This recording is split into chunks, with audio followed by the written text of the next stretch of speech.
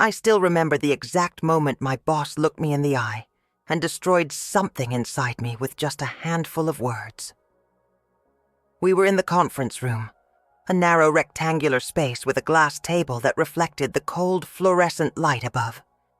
I had rehearsed my question all morning. On the bus ride, I clutched my handbag so tightly that the straps dug into my palm. I had chosen my pale pink dress, the one I had bought on installment payments, 10 months of $80 each, because I wanted to look elegant, polished, worthy. When the meeting ended, I lingered behind as the others filed out. My heart pounded in my ears. I asked softly, "Can I ask why I wasn't chosen for the promotion?" He leaned back in his leather chair, fingers laced together, and with a casual smirk said, "Because people like you don't represent the company well." Time stopped. The words seemed to echo in the room, bouncing off the walls, circling me like a cruel chant. People like you. I knew exactly what he meant. It wasn't my competence, my reports submitted before deadline, the clients I had nurtured, the deals I had closed. It was my skin, my age, my body that no longer matched the glossy young faces the company paraded on brochures. I glanced around, searching for some sign of support, but every colleague avoided my gaze. One fiddled with his pen, another typed furiously on her phone. Someone else let out a nervous laugh that died quickly in the silence. No one stood up for me. I was surrounded, yet completely alone. My hands trembled. The paper cup of coffee I had carried from the break room tipped, spilling a brown streak across the pale fabric of my dress. The stain bloomed like a wound, spreading wider with each second. That dress had cost me $800 in total, a sacrifice I had justified as an investment in my professional image. Now it was ruined in front of the very man who told me I didn't belong. My body reacted faster than my mind. My chest tightened. My mouth went dry. My ears buzzed with a high-pitched ringing. I tried to speak, to defend myself, but my throat closed as though an invisible hand gripped it. My legs felt weak as I pushed myself out of the chair and walked slowly toward the door, praying I wouldn't collapse. In the hallway, the carpet gray and endless, I leaned against the wall for support. His sentence repeated in my head like a broken recording. People like you don't represent the company well. People like you. People like you. 15 years. 15 years I had given to that place. I remembered the courses I had paid for myself. $500 every month for advanced business English. Another $300 for specialized software training. I remembered the home office furniture I bought when they encouraged remote work. $1,200 for a desk and ergonomic chair. And of course, the pale pink dress. $800 in the name of professionalism. All of it, evidence of my commitment. None of it mattered. I stumbled into the restroom, locked myself inside a stall, and finally looked at myself in the mirror above the sink. My lipstick was smudged, my eyes glassy, the coffee stain screaming against the fabric. I grabbed a wad of paper towels, scrubbing at the fabric until my fingers burned. The harder I rubbed, the more permanent the mark seemed to become. My reflection blurred with tears, but I refused to cry out loud. Not here. Not where they could hear. For years I had been their reliable worker, their yes woman, their quiet machine. But standing there, humiliated and invisible, a thought rose inside me like smoke from a fire. If I don't represent the company, then who do I represent? And if I am invisible to them, what am I worth to myself? In the silence of that restroom, trembling and stained, I didn't yet know the answer. But I knew one thing. Something in me had cracked, and once a crack begins, it can only spread. I left the restroom slowly, pressing a folded paper towel against the coffee stain as though that flimsy square could erase the humiliation burning in my chest. My legs were trembling.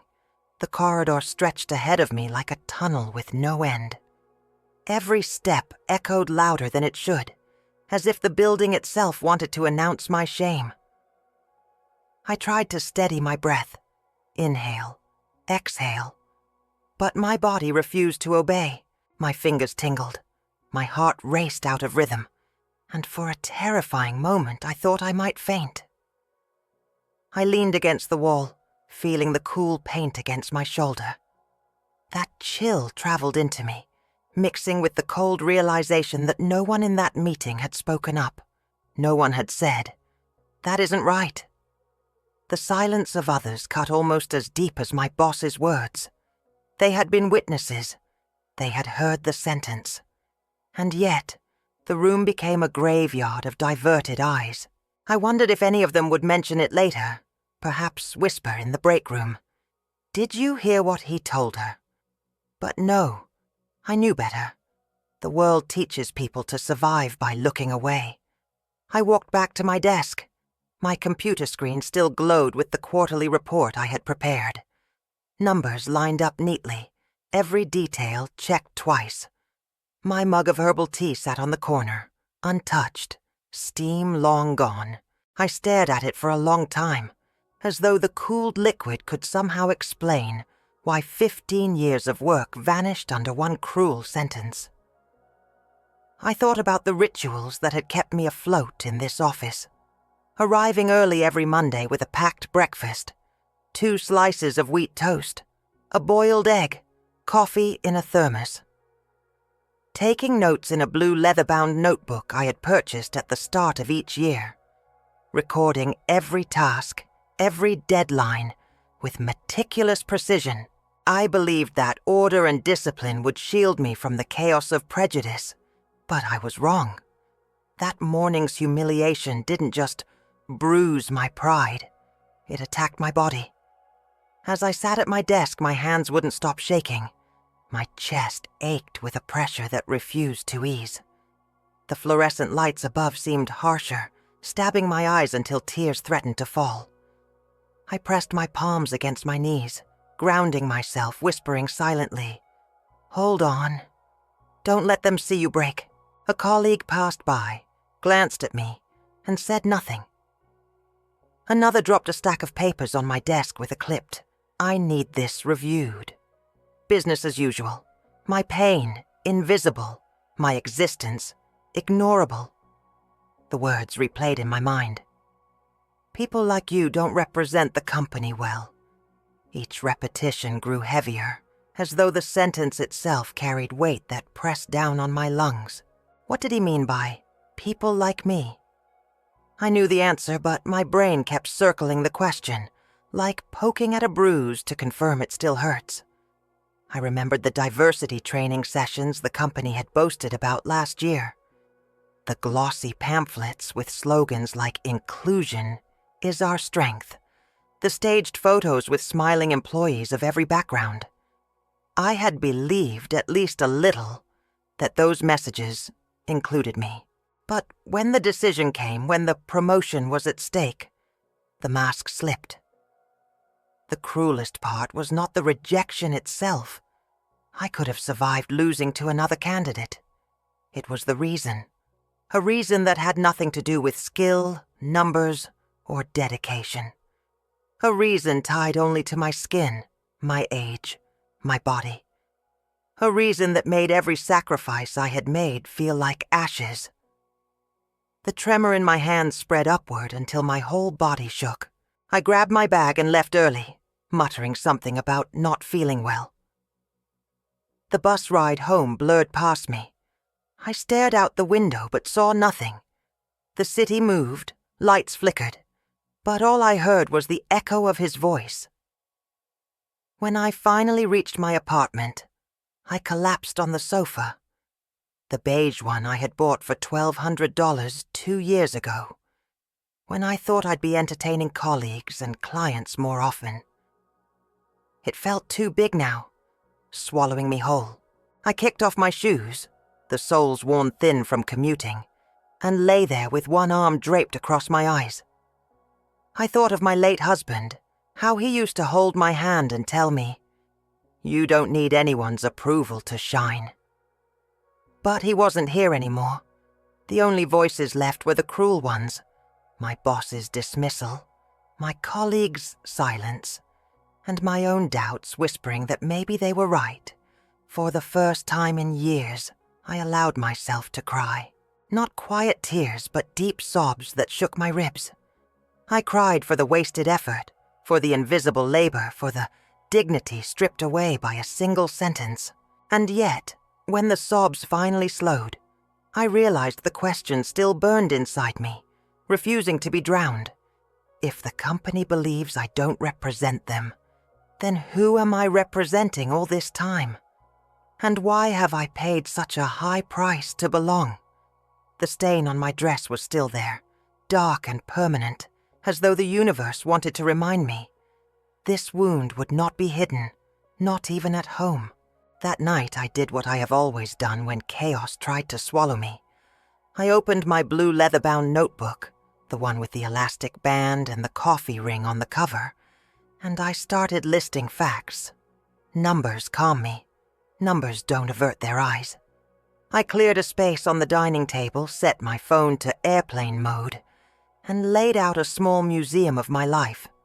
Receipts, bank statements, course certificates, printouts of emails where I volunteered for extra shifts. The city hummed outside my window, but inside my apartment there was only paper and truth. I began with education. 3 years ago, when the company announced that leaders must be global communicators, I enrolled in business English at Westside Language Center, $500 per month, 12 months per year, 2 full years. That's $12,000. I pulled the folder marked WLC and ran my finger over the line items. 24 charges labeled WLC, Bus, ENG, ADV, each for $500, posted on the 5th of every month at 09:03 a.m. I highlighted them neon yellow. Evidence. Next, software. When they switched our pipeline to a new analytics suite, the licenses were reimbursable upon approval. Approval never came.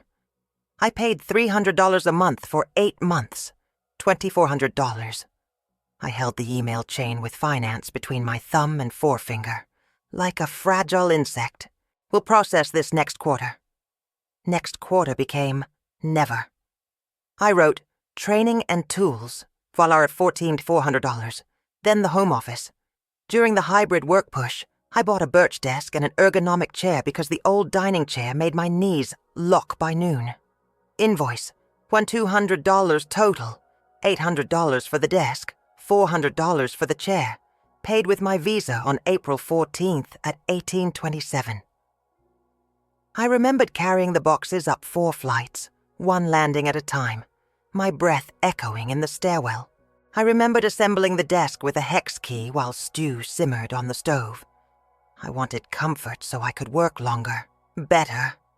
I wanted to match the company's glossy banner, work from anywhere, excel everywhere. I wrote, home office, $1 out of $200. The image. God, the image. The pale pink dress, 10 payments of $80, total $800, because the dress code had quietly shifted from smart casual to effortlessly polished, a phrase that always landed like a smirk. I added the sensible heels, $140, the pearl earrings, $60 on sale, the dry cleaning, $12,999 per event, 14 events, $181 towards 86. Not to mention the monthly salon visit for a silk press and trim, $75, over 36 months, $12,700. I squeezed the pen so hard a blue dot bloomed on the paper. Professional image, $3,181.86. I paused and added the small invisible things that never make brochures. The weekly breakfasts I brought on early presentation days. Wheat toast, boiled egg, a small fruit cup, $7.50 on average, 42 Mondays a year, 3 years, 940 hours. The cupcakes for the team's mini-wins. because I believed sugar could soften edges. $36 a box, maybe 12 boxes over 2 years. $430. The Uber rides when I stayed late and didn't want to wait for the bus in the cold. I counted 7 rides in one winter, average 22, 154. Team care. Unreimbursed, blauda $1,531. I totaled the visible costs, $14,400, $1,100, $38.01, $6.31, $12.86. A number large enough to make my throat tighten. And that was only the work-facing side. I turned the page to the family column and my stomach hardened. Transfers to my son labeled Bridge. Just this month. Short term. $500 for rent here. $250 for utilities there. $320 for a car emergency. $150 for groceries until Friday. Over 3 years, those bridges had become a highway. I counted $9,600 in regular $500 rent help alone. $500 times 12 months, times 16 months covered in total, and another $2,187 that are scattered in smaller bursts. $12,387 I had sent away with soft words and aching hope. The numbers didn't just show money, they showed belief. Belief that if I was competent, spotless, generous, they would see me. Belief that love, at home and at work, was something you could purchase through reliability. I pressed my fingertips to the table's edge until they hurt. Then I added the sofa beneath me, $200, bought for imagined gatherings with colleagues that never materialized. And I added the annual conference I attended on my own dime, when my request for sponsorship was lost in routing. Flight 389, Hotel 516, registration 350, meals 128. The conference, $1,083. New total on the work ledger, $23,595.86. Done with family support included, $35,982. 86. I stared at the figure until the numbers floated, then came back into focus like stars. I whispered out loud, as if the apartment needed to hear it. This is proof. I date-stamped each line, paper-clipped each stack, and slid everything into clear sleeves. A neat, undeniable archive. But another column kept pulsing in my mind, a column without receipts. The hours. The nights I cleaned slide decks until 1:13 a.m. The weekend I reworked a proposal while a pot roast went cold. The mornings I arrived before the sun because leadership notices who shows up. Leadership noticed and told me that people like me did not represent them. A different heat rose in me, slow and steady. I felt it in the way my spine straightened, in the way my breath smoothed out. Grief was still here, yes, but it had made room for something else. Clarity. If numbers were language, I had found my voice, and voices can travel. I opened my laptop, attached the spreadsheet and scans, and addressed an email to HR with the subject line, Request for formal review. Promotion decision and conduct. My finger hovered over send. Somewhere in the building a radiator clanged. Somewhere in my chest a door clicked open. I pressed the key and watched for read receipts that did not arrive. By morning my inbox still showed no read receipt. The subject line sat there. Request for formal review. Promotion decision and conduct. Like a lighthouse blinking into fog.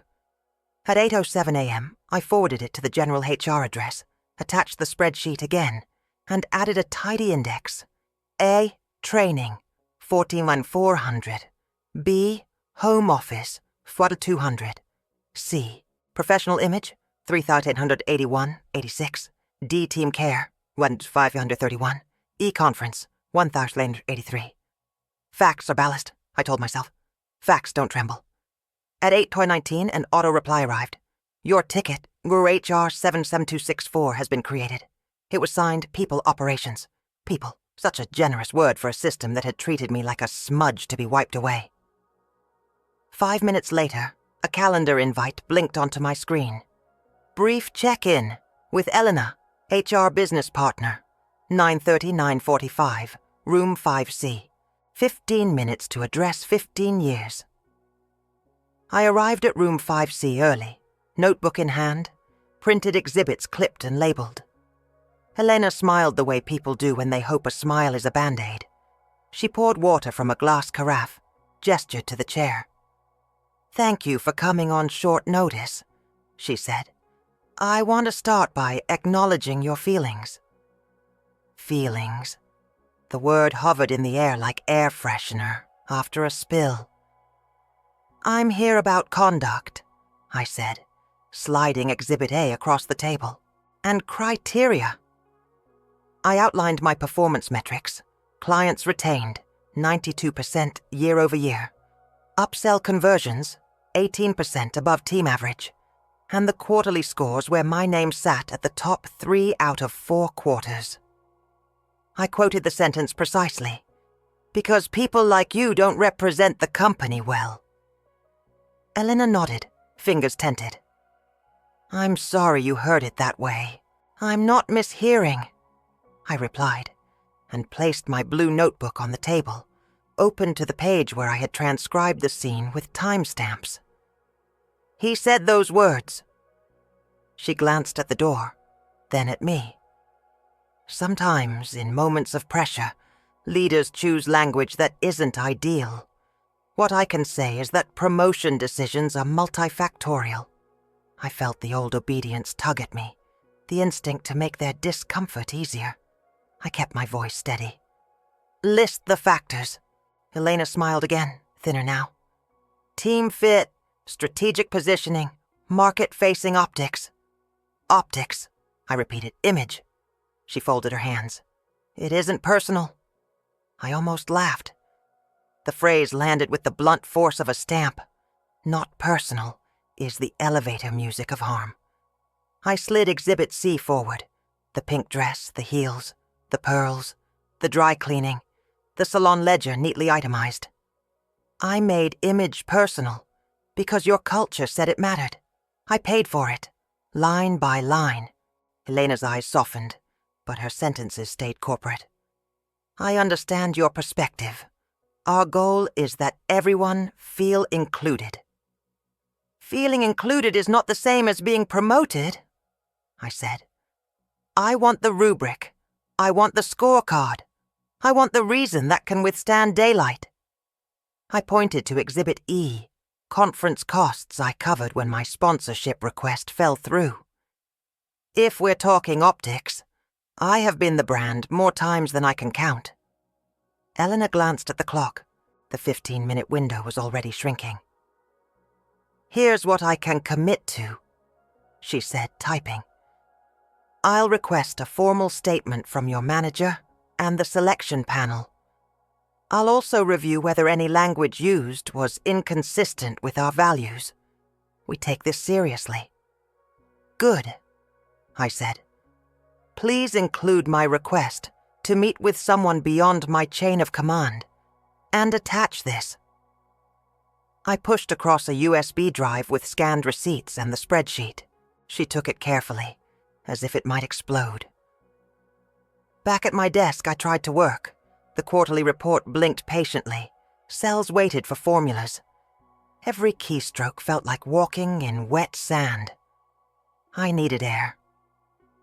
I stood, grabbed my thermos, and aimed for the break room, where the coffee is always too strong and the microwave always too loud. On the way, I passed Jacob from sales. "Rough day?" he asked, eyes sliding to my face, then away. "Depends," I said. "Have you ever been told you don't represent the company?" He coughed. I'm sure he didn't mean it like that. "How did he mean it?" Jacob's mouth opened, then closed. He patted the air with his hand. "It's not personal. You know how it is."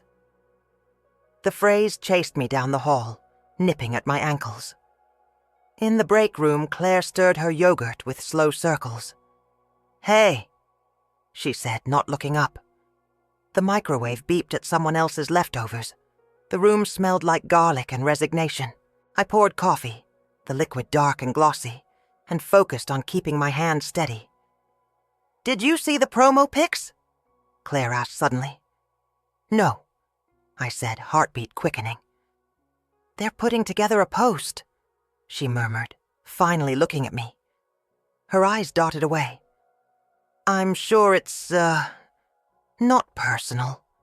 I stood very still, coffee halfway to my lips, a small tremor traveling from wrist to cup. Back at my desk, I refreshed my inbox. Ticket, der HR 754 showed, in progress. The spreadsheet pulsed on my screen like a second heart. I drafted a follow-up. Please confirm who sits on the selection panel and provide the written criteria used this cycle. I hit send. I watched the sent folder flicker. At 2:03 p.m., Elena replied, We're gathering documentation. Expect an update by end of week. End of week. 4 days of airless waiting. I closed my eyes and listened to the office. Printers stuttering. Shoes whispering on carpet. The faint, excited hiss of a slack thread somewhere. My phone buzzed on the desk, screen lighting up with a notification I didn't want but couldn't ignore. New post from Her Brightway Careers, celebrating our new leaders. I should have ignored the notification, let it float past like spam. But my thumb betrayed me, opening the link before my reason could intervene. The company's official LinkedIn page filled the screen. Glossy photos of the newly promoted team members, all in sharp suits and bold smiles, standing in front of a branded backdrop that read, Shaping Tomorrow Together. Together. I zoomed in, scanning each frame, looking for myself even though I already knew. I wasn't there. Not in the group photo, not in the carousel of individual portraits, not in the congratulatory collage with golden laurel wreath graphics. I read the captions, each one drenched in polished praise. Meet the new face of leadership. Diversity and innovation at the forefront. Words so slick they slid right off the screen and into the pit of my stomach. Each post had hundreds of likes, rows of comments. So proud of you. Well deserved. Brightway always promotes talent. I stared at the faces, younger, lighter, fresher. Their smiles widened as the likes climbed, and I thought of the stain on my pale pink dress, the coffee brown spreading like rust. I thought of how I had scrubbed at it with paper towels in the restroom until my fingers burned. They were celebrating, and I was invisible, holding a ruined dress in a locked stall. Scrolling further, I saw one detail that cut deeper than the rest. The hashtag. Only special people. It glittered under every photo. My breath caught. My boss's words replayed. People like you don't represent the company well. And now here it was, codified in a public slogan. Only special people. Which meant, unmistakably, that I was not. My phone buzzed again with a text from my neighbor, Gloria. Congrats to your team. I saw the post. Are you in the photo too? I dropped the phone face down on the desk. The sound it made was too loud, like an accusation. I opened my spreadsheet again, desperate for something solid. Numbers don't laugh. Numbers don't post hashtags. But even the rows and columns blurred through the hot film of tears. My chest tightened. My throat locked. I wanted to disappear into the beige sofa at home, to curl under the weight of blankets until the noise stopped. Instead, I opened LinkedIn again and clicked through the comments. One colleague had written, This group represents the very best of us. Another added, Proof that hard work pays off. Proof. The word scraped at me like sandpaper. I had proof, too. Receipts, payments, certifications. But my proof didn't trend. My proof didn't sparkle. When I finally lifted my phone again, I saw that my daughter-in-law had also liked the company post. My son had commented a clapping hands emoji. They hadn't called me, hadn't asked how I was, but they had cheered for a photo that erased me. The ache in my chest spread until it felt like fire. I closed the app and shut my laptop. Around me, the office buzzed with congratulatory chatter. small groups forming and breaking apart like schools of fish. Laughter spilled down the hall. No one invited me to join. I slipped out early, coat clutched tight around me, the night air stinging my cheeks as I walked the 6 blocks to the bus stop. The city lights shimmered, mocking. In the window of a boutique, I caught my reflection. Older, weary, eyes swollen from unspilled tears. Not the face of special people. When I got home, the apartment was silent. I placed my bag on the table and pulled out the pale pink dress, still carrying the faint outline of the stain. I hung it on the back of a chair and stared. That dress had been my armor. Now it looked like evidence in a trial I hadn't agreed to. I poured myself a glass of water and sat on the edge of the sofa. My phone buzzed with another message, this time from my daughter-in-law. I hesitated before opening it, but curiosity won. The text read, "Hi, Mom. Sorry to bother you, but we're short on rent this month. Could you send $500 by Friday? It's just this once." My thumb hovered over the screen, torn between habit and something new rising in me. For the first time, I thought, what if I said no? I stared at my daughter-in-law's message, the words glowing against the dark screen. "We're short on rent this month. Could you send $500 by Friday? It's just this once." Just this once. I almost laughed at the phrase. I had heard it too many times before. Just this once in April when the car broke down. Just this once in August when school supplies cost more than they expected. Just this once every month until once had multiplied into years. I set the phone on the table beside my notebook and opened the pages where I had recorded each transfer. The neat columns of dates and amounts spoke louder than memory. March 14th, $500. April 18th, $500. May 12th, $500. Line after line, totaling $9,600 in rent alone across 3 years. Add to that $250 here for electricity, $320 there for a car emergency, $150 for groceries, and a scattered $2,187 in extras. Altogether, $12,387. Numbers don't exaggerate. Numbers don't beg. I closed my eyes and remembered the day I had told my boss I wasn't promoted because of people like me. His dismissal echoed against this new demand from my own family. 2 worlds converging. The corporate one that erased me publicly, and the private one that drained me quietly. Both assumed I would comply. Both assumed my worth existed only in what I could provide. The phone buzzed again. A second message. "Sorry to ask again. We'll pay you back as soon as we can." They had never paid me back. Not once. My thumb hovered over the keyboard, muscle memory urging me to type. Of course, I'll transfer it now. But something inside me hesitated. That coffee stain on my pale pink dress, stubborn and permanent, rose before my eyes. The LinkedIn post with its hashtag #only special people. The phrase that cut me open. People like you don't represent the company well. I picked up the phone and typed slowly, deliberately. I only help special people.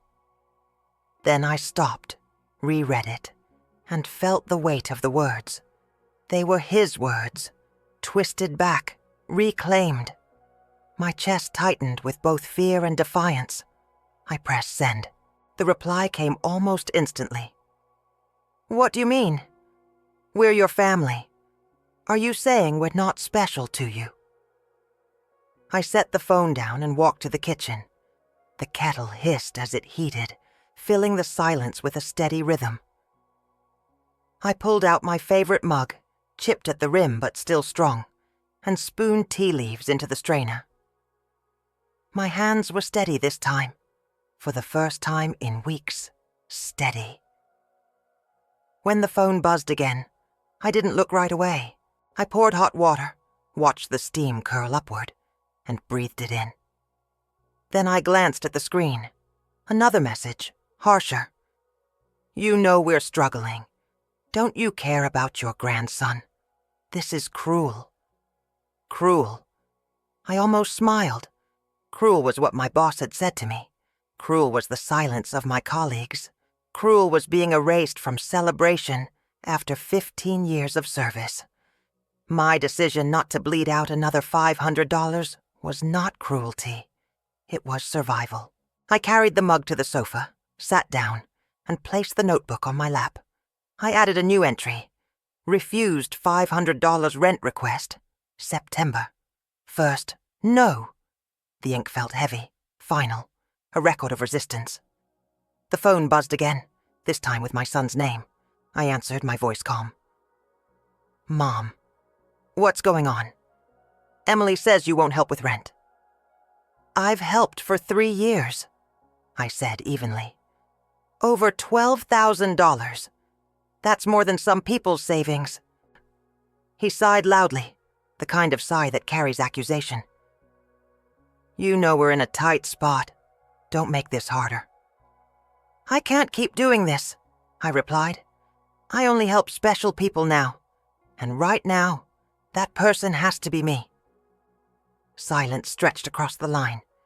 Then his voice, low and sharp. If you really cared about family, you'd find a way. I felt the words press against me, testing for weakness. But instead of collapsing, I sat straighter on the sofa, cradling my mug. I found a way, I said quietly. A way to stop being used. I hung up before he could answer. The phone lay silent on the cushion beside me, and for the first time in years, the silence felt like peace. But peace never lasts long. 10 minutes later, an email notification pinged on my laptop. It wasn't from my son or daughter-in-law. It was from the bank. Subject: Review of unusual transactions. Please contact branch manager immediately.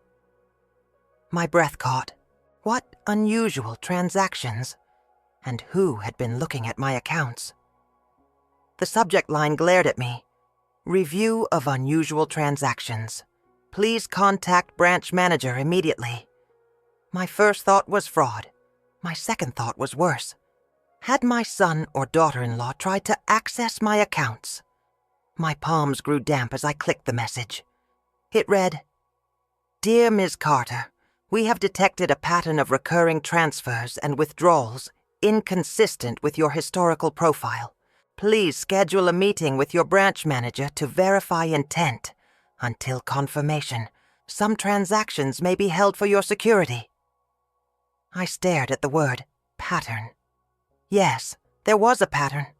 One I had created with trembling fingers and guilty hope. $500 here, $300 there, thousands over years. A steady stream leaving me lighter each month, though no one had called it unusual until now. I booked the appointment online, choosing the earliest slot.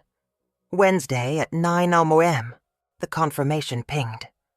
I shut the laptop and sat very still, notebook balanced on my knees. For weeks I had been circling around numbers, scribbling totals, highlighting receipts.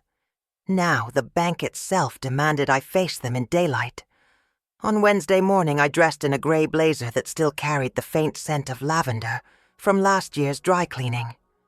I wanted to look competent, sane, beyond reproach. The branch smelled of polished wood and floor wax. Behind the counter, the manager, Mr. Patel, a man with kind eyes and a tie patterned in small navy anchors, stood as I approached. Ms. Carter, thank you for coming in, he said, offering his hand. Let's step into my office. Inside, he gestured to a chair and slid a printout across the desk. The paper was a map of my giving, line after line of transfers to my son, payments labeled Fam Sup, cash withdrawals in round numbers. These are the transactions flagged by our system, he explained gently. Some look like regular support, but the frequency and amounts concern us, especially given your retirement savings profile. I traced the list with my fingertip. March 14th, $500. April 18th, $500. May 12th, $500. On and on, a drumbeat of depletion. My throat tightened. In total, he continued, between personal expenses for work image and transfers to relatives, you've moved approximately $33,400 over the last 3 years. The number landed like a gavel. I whispered it aloud, needing to hear it. 33,400. Yes, Mr. Patel said softly. That is significant. And when we compare it to your income and retirement contributions, it puts you at risk. I looked up, defensive instinct ready. But his expression was not judgment. It was concern. Ms. Carter, he said, lowering his voice, I have seen this before. Older clients supporting children or relatives beyond their means, sometimes under pressure. This pattern, it raises red flags for financial exploitation. The phrase sent a jolt through me. Exploitation. I had thought of it as generosity, love, duty. But on his lips the truth sounded clinical, undeniable.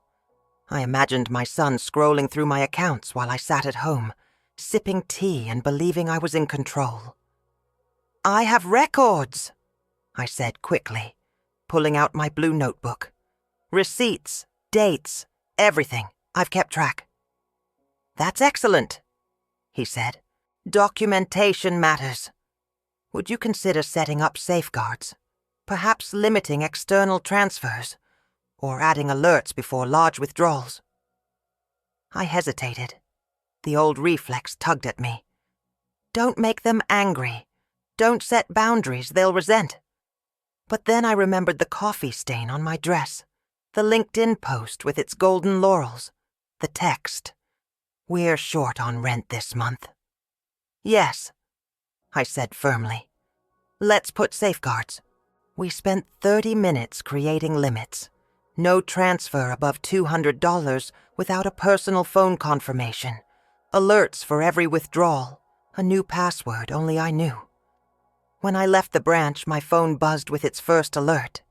0.0 transaction recorded. A test ping, proof of the new wall. Outside, the autumn air felt sharper, cleaner. My hands no longer trembled.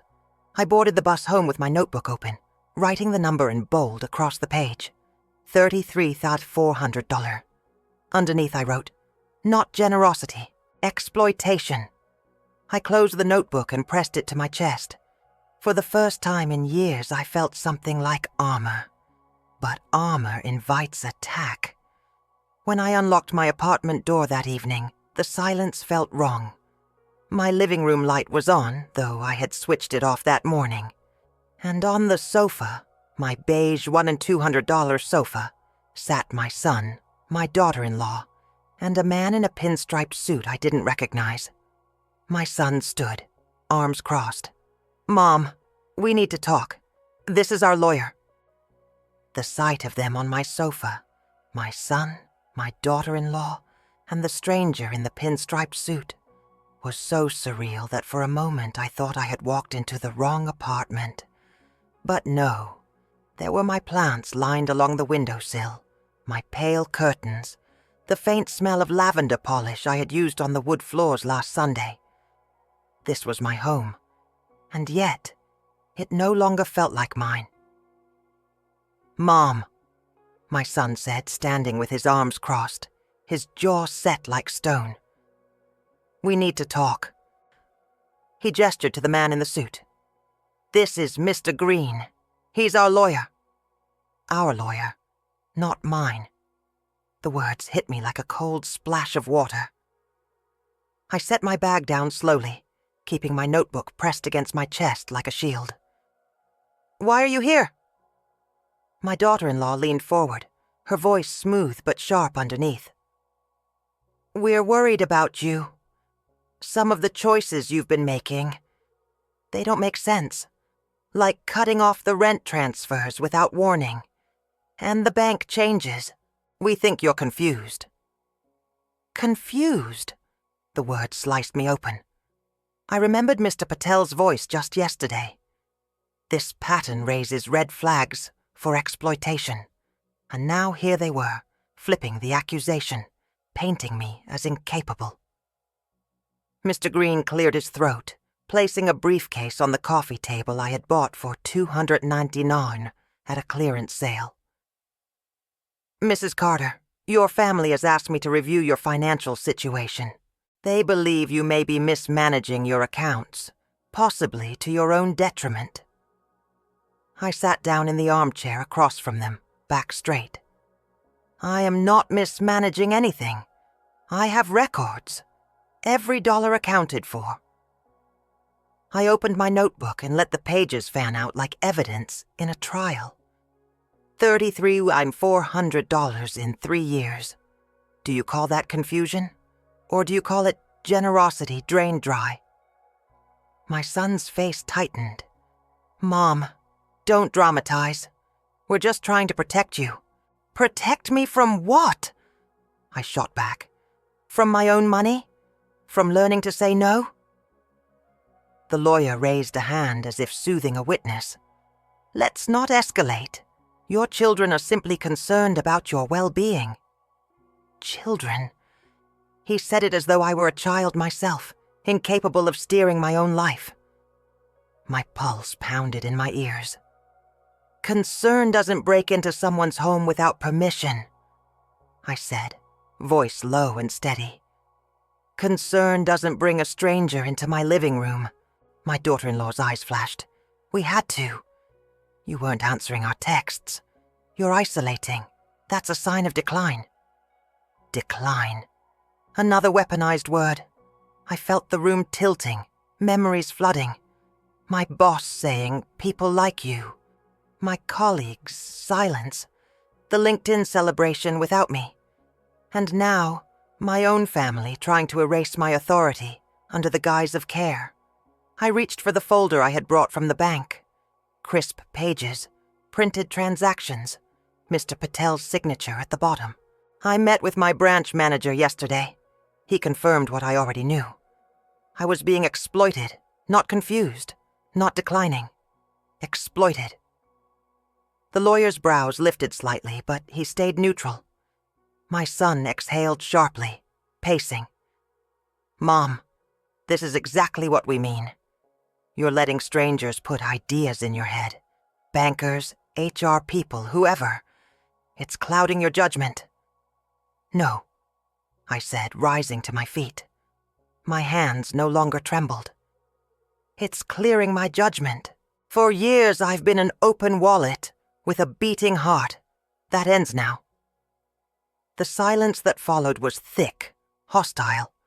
My son's fists clenched. My daughter-in-law muttered something under her breath. Mr. Green began gathering his papers back into the briefcase. Mrs. Carter, he said finally, if this continues, your family may have no choice but to file for guardianship, to ensure your finances are handled responsibly. Guardianship. The word sucked the air from the room. My knees weakened, but I refused to sit. My autonomy, my very right to live as myself, was now a legal battlefield. Get out, I whispered, then louder. Get out of my home. They hesitated, but the steel in my voice left no room. The door closed behind them with a final, echoing thud. Alone again, I collapsed onto the sofa, the beige cushions swallowing me whole. The number $400 burned in my mind like a brand. Proof. And now, a threat of guardianship hovering like a storm. I pulled my phone from my bag and opened a new contact. The name I typed was deliberate. Attorney. Independent. My finger hovered over the call button, heart hammering. If I pressed it, I would be declaring war on my own son. But if I didn't, I risked losing myself completely. I didn't press call that night. The phone lay on the coffee table like a loaded weapon, glowing in the dark, and I sat across from it on the sofa, paralyzed. To call an attorney meant admitting that my son was no longer just my child. He was my adversary. I wasn't ready to swallow that truth. But the truth didn't wait for me. It barged in. 3 days later, on a Saturday morning, I was sitting at my desk by the window, trimming dead leaves from my peace lily, when the knock came. Hard, impatient, repeated. I frowned, slipped on my slippers, and opened the door. There they were again. My son, my daughter-in-law, and Mr. Green in his pinstriped suit. Behind them, 2 large men I didn't recognize. Silent, unsmiling. My chest tightened. "What is this?" "We need to see your records, Mom," my son said firmly, already stepping forward. "Bank statements, legal documents, all of it. You're making reckless decisions, and we need to intervene before it gets worse." "You can't just—" I began, but Mr. Green lifted a folder like it was a shield. "We have initiated preliminary paperwork for guardianship," he announced smoothly. "To support our case, we require a full view of your financial and medical situation. Refusal to cooperate could be presented as evidence of incapacity." The words hit me harder than a fist. Guardianship. Incapacity. My heart thudded, but my spine locked straight. "This is my home," I said, voice low. "You do not get to invade it." But they were already moving. My son brushed past me into the living room, his wife trailing behind with a tote bag. The strangers positioned themselves by the door, like guards ensuring I couldn't escape. Mr. Green's shoes clicked across my hardwood floors as he scanned the shelves. My daughter-in-law went straight to the desk, rifling through folders. "Here, bills, receipts," she muttered, shoving papers into her bag. "Stop!" I cried, rushing forward, but one of the men blocked me with a silent, immovable presence. My son flipped open my notebook, my sacred ledger of sacrifices, and sneered. "You're keeping score now? What kind of mother does this?" I lunged, grabbing the notebook from his hands. Pages tore, one corner ripping free. My breath came in sharp bursts. "The kind of mother who has proof," I snapped, clutching it to my chest. Mr. Green adjusted his tie, unfazed. "Mrs. Carter, please remain calm. This resistance will only confirm the narrative of confusion. If you cooperate, we can resolve this smoothly." Confusion. There it was again. Their favorite weapon. My pulse roared in my ears. I forced my voice to steady. "Confusion doesn't balance checkbooks to the cent. Confusion doesn't keep receipts dated and indexed. Confusion doesn't calculate $33,400 down to the penny." Silence. Even my son faltered. For a heartbeat, the only sound was the clock ticking on the wall. Then my daughter-in-law hissed, "This isn't healthy. Look at her. Obsessing, hoarding papers. She needs protection, not notebooks." I stared at her, my fury cold now. Protection from what? From generosity? From exploitation? No. I need protection from you. One of the men cleared his throat. "Ma'am, we're only here to make sure everything's safe." "Safe for who?" I shot back. Mr. Green closed his folder with a snap. "You'll be hearing from the court within the week. Petition for guardianship is already in motion." They left as abruptly as they'd come, the door slamming shut behind them. My apartment felt desecrated, the air thick with their fingerprints. I picked up the papers they had scattered, some torn, some crumpled. My notebook trembled in my hands, pages bent, ink smeared. I sank to the floor and pressed my forehead against the leather cover. For a moment, despair threatened to drown me. But then Mr. Patel's voice echoed in memory. "This pattern raises red flags for financial exploitation. Not confusion, not decline. Exploitation." I stood slowly, wiped my face, and placed the notebook back on the desk. Then I picked up my phone. The contact I had entered days ago waited. Attorney. Independent. My finger hovered over the call button again. This time there was no hesitation. I pressed it. A calm voice answered on the second ring.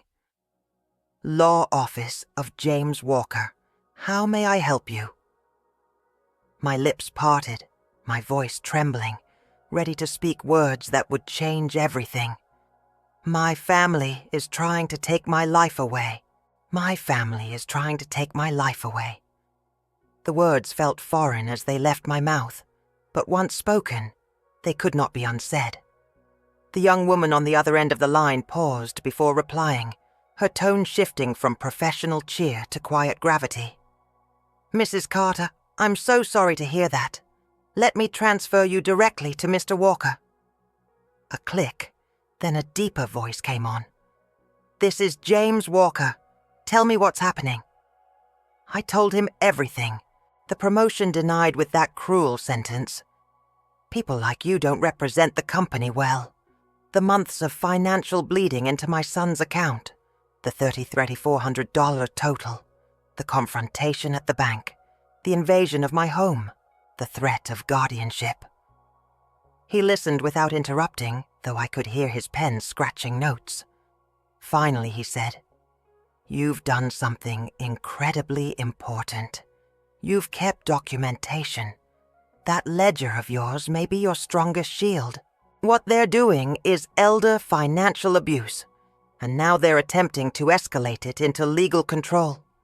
Guardianship petitions can strip you of the right to manage your money, your property, sometimes even your medical decisions.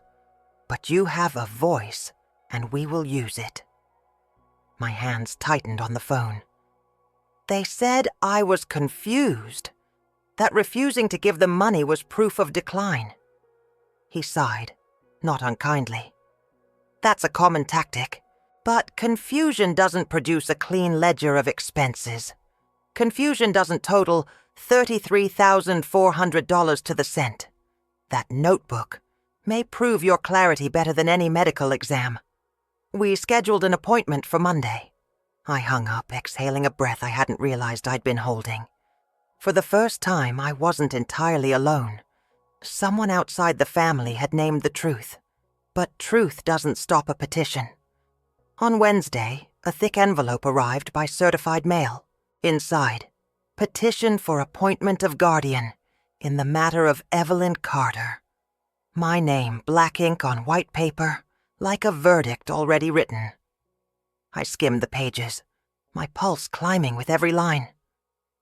Respondent has demonstrated patterns of financial mismanagement inconsistent with her best interests. Respondent exhibits signs of confusion, isolation, and impaired judgment. Family members have intervened multiple times to prevent harm. I read my son's name, my daughter-in-law's name, their signatures at the bottom. Their words painted me as fragile, incapable, unfit. My throat burned. Attached was a list of evidence, canceled transfers, texts where I delayed sending money, testimony that I had become paranoid and hostile. They had twisted my refusals into symptoms, my strength into weakness. At the end, a court date. Hearing scheduled October 14th, 9:00 a.m. County Probate Court. I sat at the dining table, the petition spread before me, my notebook beside it like a silent witness. My hands trembled, but not with weakness this time. With rage. They wanted to declare me legally incapable. They wanted to erase me while I was still alive. And the court, a stranger in a black robe, would soon decide whether I could keep my own life. That night I barely slept. I dreamed of my husband, gone 10 years now, his voice steady in the dark. You are not a bank. You are not a sacrifice. You are a person. I woke with tears on my cheeks, clutching the notebook to my chest. At dawn, I brewed strong coffee, sat at the kitchen table and began drafting my own evidence. Bank records, course certificates, HR emails, the spreadsheet of expenses, proof of a mind sharp enough to calculate, remember, resist, proof that I was not confused. I was clear. When I met Mr. Walker on Monday, I carried 2 bags, one with the petition that accused me, the other with the receipts that defended me. He looked through them carefully, nodding. This is excellent.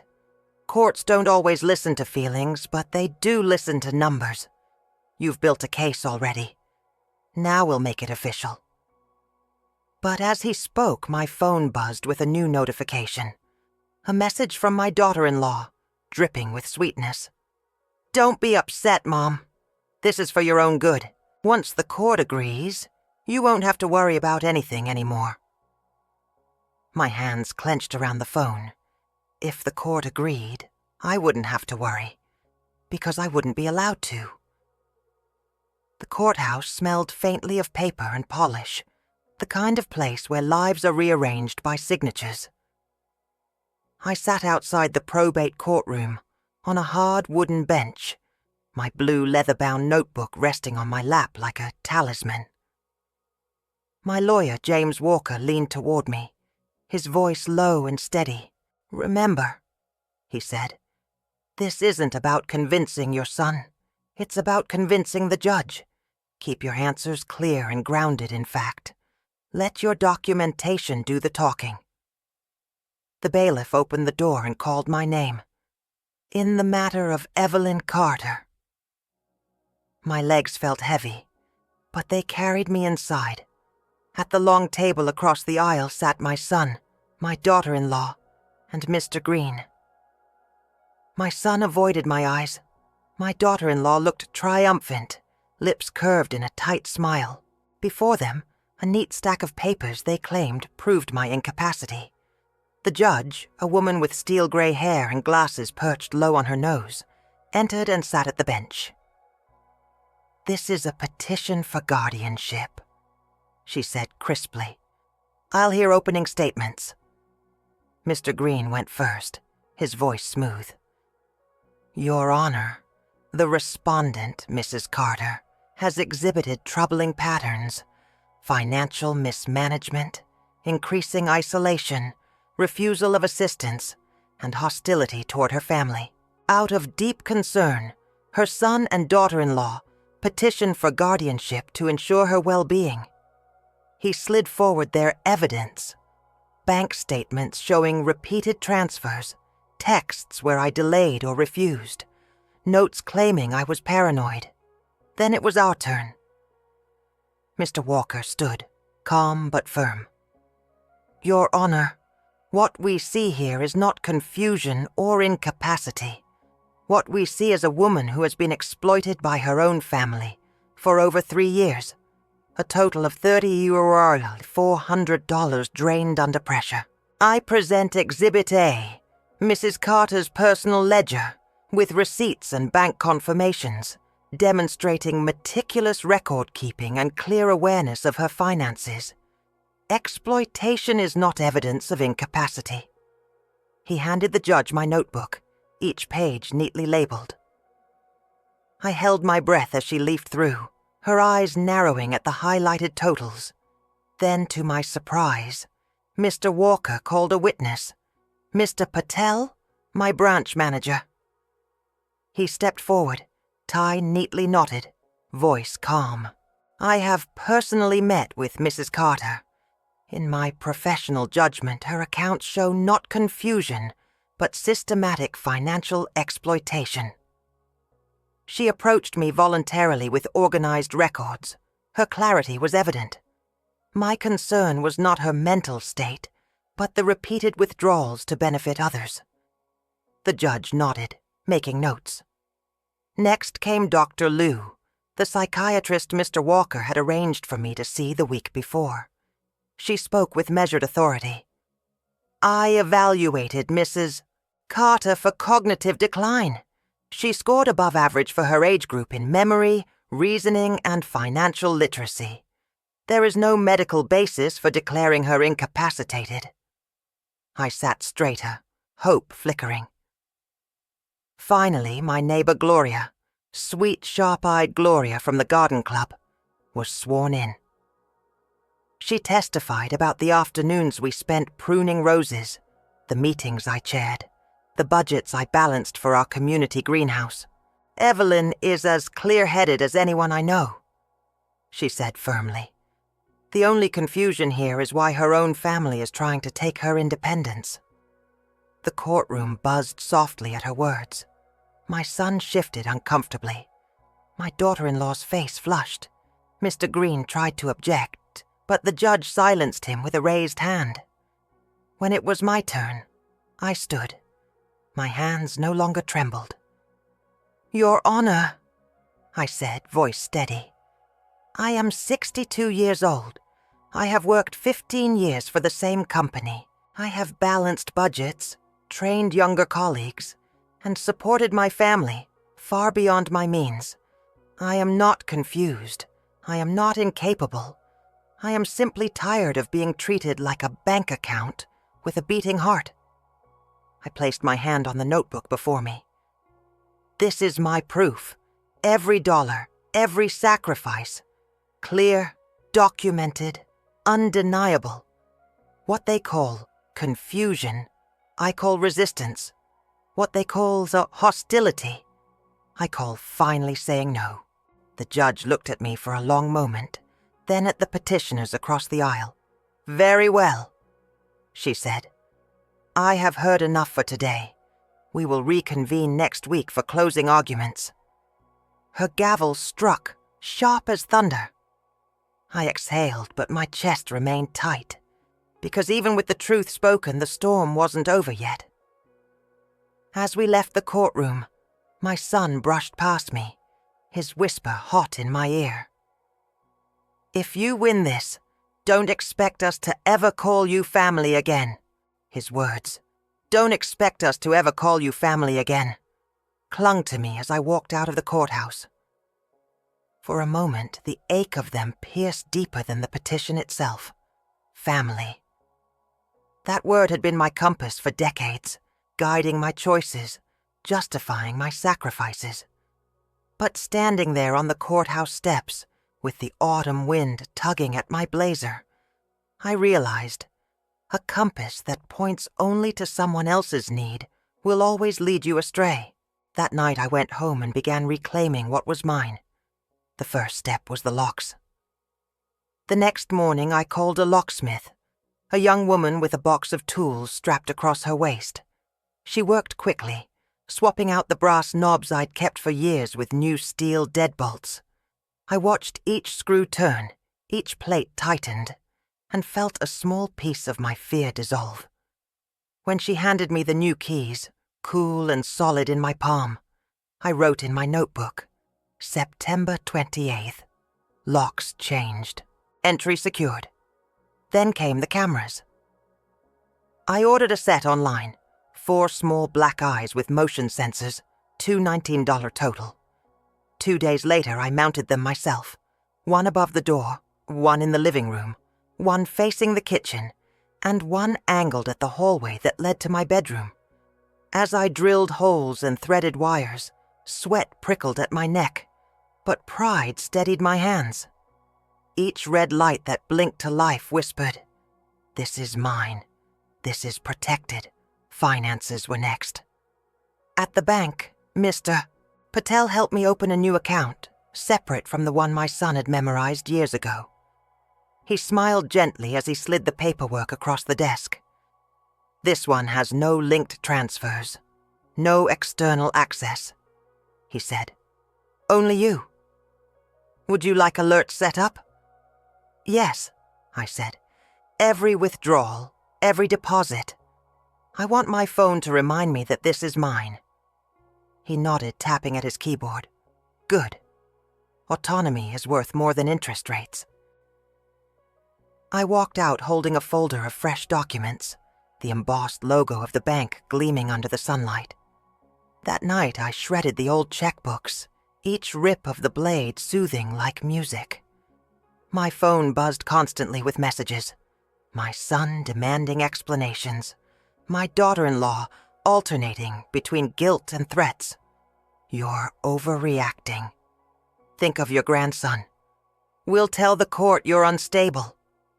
I let the messages pile up, unanswered. I did not delete them.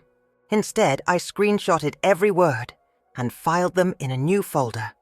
Evidence, harassment.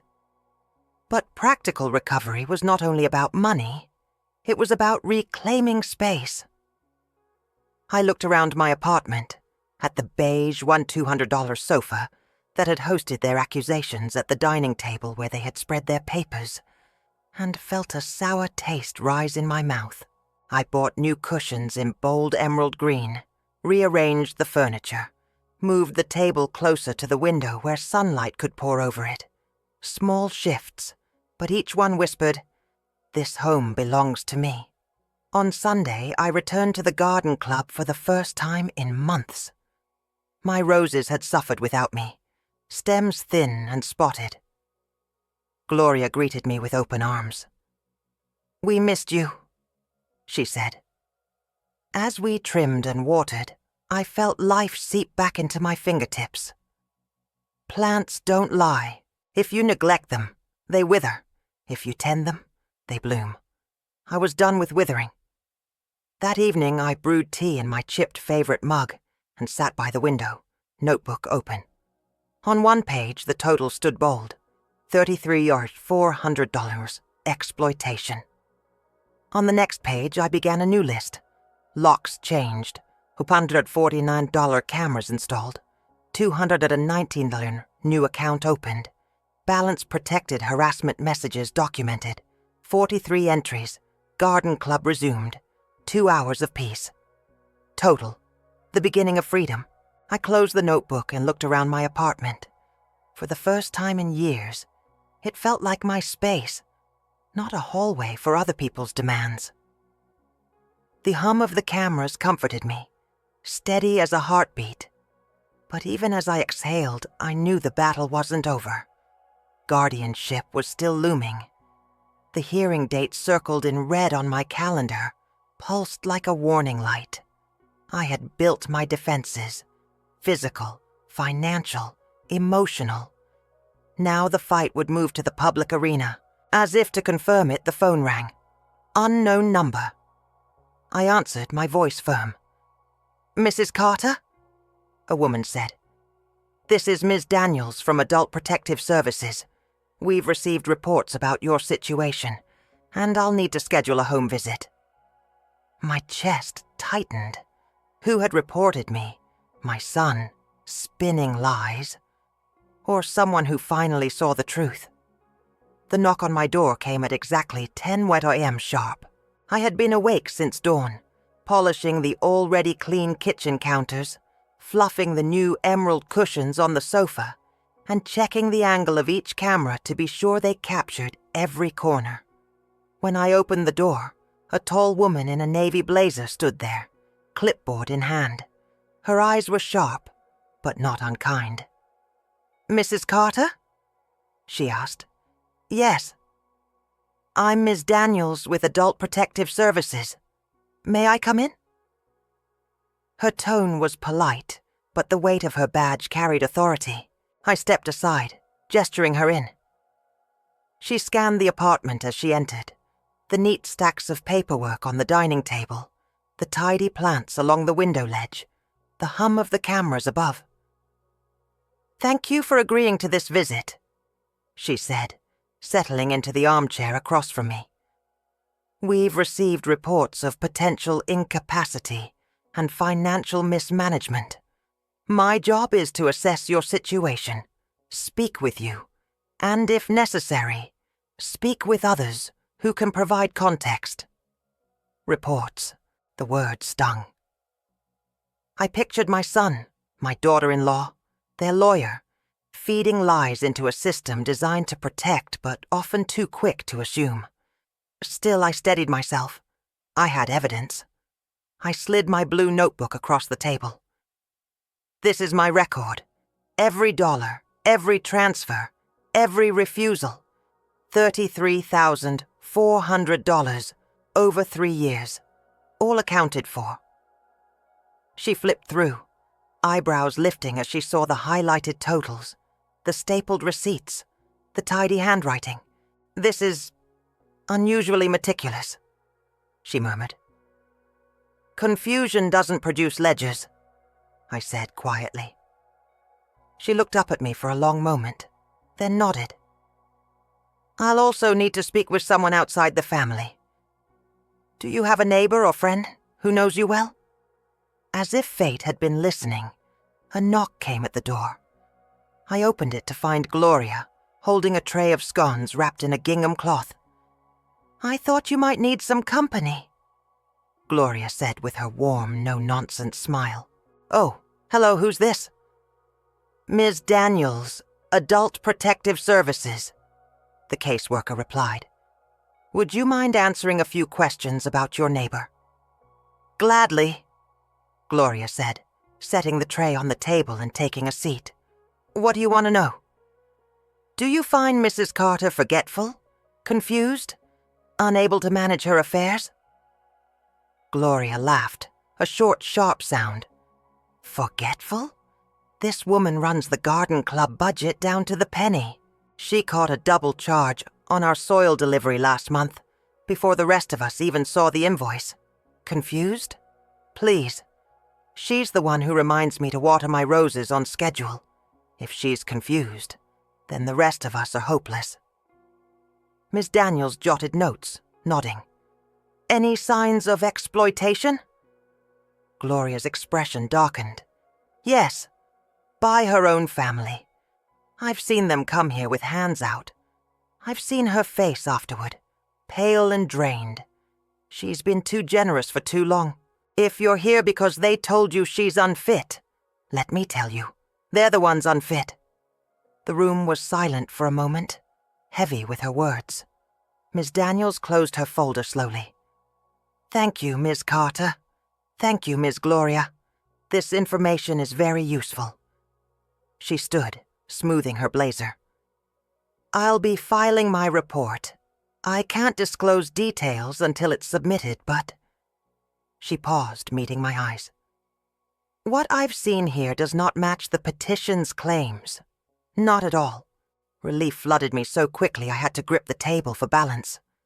Gloria reached over and squeezed my hand. "See?" she whispered. "The truth has legs." After Ms. Daniels left, I poured us both tea. The scones were still warm, flaky and sweet, filling the room with the scent of butter and cinnamon. For the first time in weeks, I tasted something other than fear.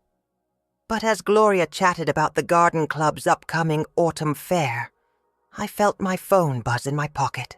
I glanced down. A message from Mr. Walker, my lawyer. "Court has advanced your hearing date. Tomorrow at 9 a.m. Be ready." My hand tightened around the phone.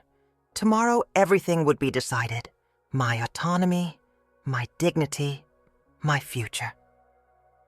The courthouse loomed larger the second time, though I knew it was the same stone facade, the same echoing halls. Fear has a way of making walls grow taller. I arrived early, my blue notebook pressed to my chest, Gloria at my side like a sentinel. Mr. Walker met us at the door, crisp suit, steady eyes. "This is it," he said quietly. "Stay calm, stay clear. Let the truth do its work." Inside, the courtroom hummed with low voices. My son sat stiffly at the petitioner's table, his wife whispering into his ear. Mr. Green shuffled papers, confident, his pinstriped suit gleaming under the overhead lights. They looked like a family united. I felt the sting of that, even now. But when I glanced to my right, I saw my own small army. Mr. Walker, Mr. Patel from the bank, Dr. Liu, the psychiatrist, and Gloria, with her chin lifted like a general. Not many, but enough. The judge entered, robe flowing, glasses perched low on her nose. She tapped her gavel. "This is the matter of guardianship for Evelyn Carter. We will proceed with closing arguments." Mr. Green rose first, Your Honor, this is a simple matter. Mrs. Carter's behavior demonstrates confusion and instability. She has alienated her family, mismanaged her finances, and displayed hostility to those who care for her. Guardianship will protect her from harm. He sat, smooth as silk, and for a moment the room was still. Then Mr. Walker stood. Your Honor, what we see here is not confusion but control, not incapacity but exploitation. Mrs. Carter's son and daughter-in-law drained over $33,400 in 3 years, under the guise of family support. When she refused further exploitation, they labeled her unstable. That is not protection. That is abuse. He lifted my notebook high. This ledger is not the work of a confused mind. It is the work of a woman with clarity, precision, and strength. Every receipt, every transfer, every refusal documented. This is not decline. This is resistance. He handed the notebook to the judge, who flipped through its pages, her expression unreadable. Mr. Patel testified next. In my professional opinion, Mrs. Carter is entirely capable of managing her accounts. The risk is not her confusion, but her relatives' demands. Dr. Liu followed. Cognitive testing shows Mrs. Carter is above average for her age. No evidence of dementia or decline. Finally, Gloria stepped forward. Her voice was steady as stone. Evelyn Carter is one of the clearest, most capable women I know.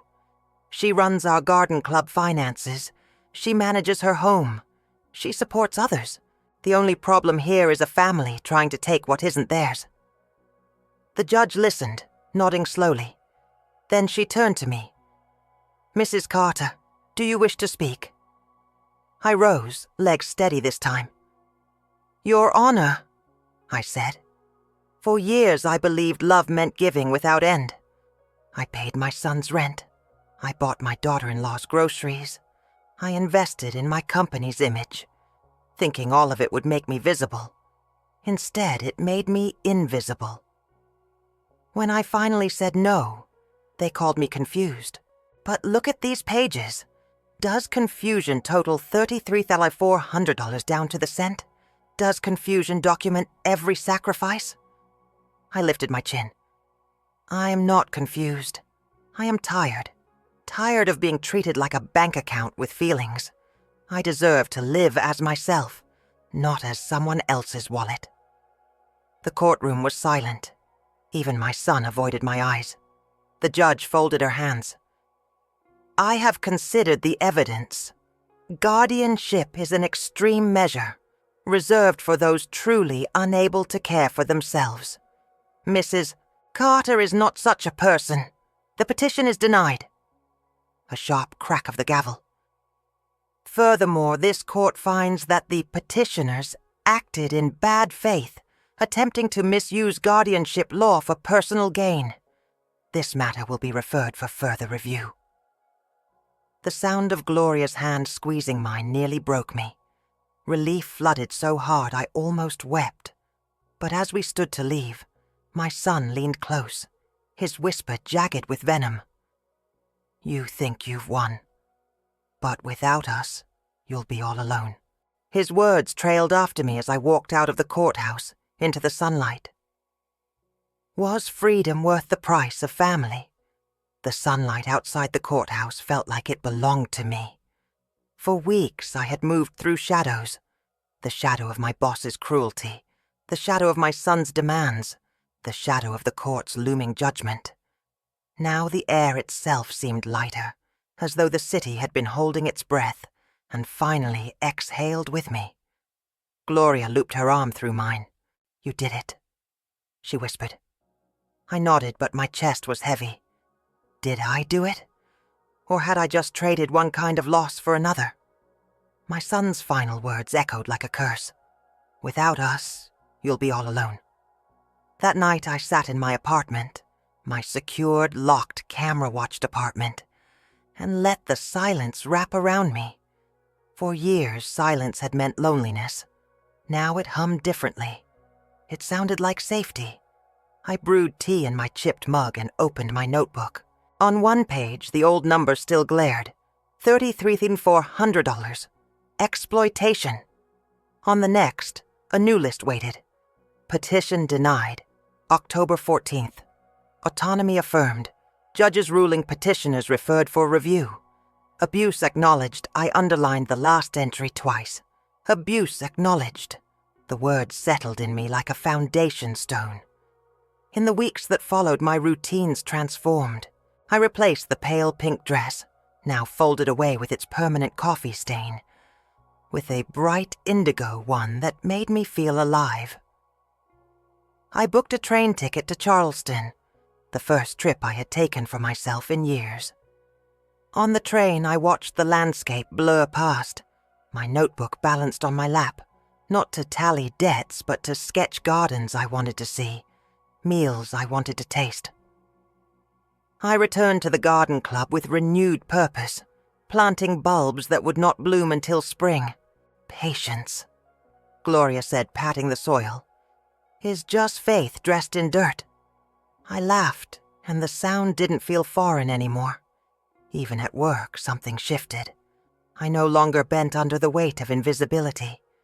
I completed my reports, yes, but I stopped staying late to polish them beyond perfection. I stopped spending hundreds on dresses to prove I belonged. I stopped answering emails at midnight. My boss's words still echoed sometimes. People like you don't represent the company well. But now they landed differently. They no longer sounded like a sentence. They sounded like a confession of his blindness. On a rainy Sunday morning, I sat at my window, sipping coffee, watching drops race down the glass. My phone buzzed with a message from my daughter-in-law. "We need to talk, please." I didn't reply. I didn't delete it either. Instead, I closed the phone and turned back to my reflection in the window pane. The woman who looked back at me had lines around her eyes. Yes, she had endured erasure, manipulation, humiliation. But she was still standing. More than standing. She was rooted. I touched the notebook on the table, the leather worn soft by years of use. This notebook had started as a record of sacrifices. Now it was a record of survival. And maybe, just maybe, it was the beginning of something else. A record of joy. I whispered the words aloud, to myself, to the plants, to the quiet apartment that was wholly mine. Now I only help special people, and that special person is me. I closed the notebook with a firm snap and let the silence settle around me. Not as emptiness, but as space.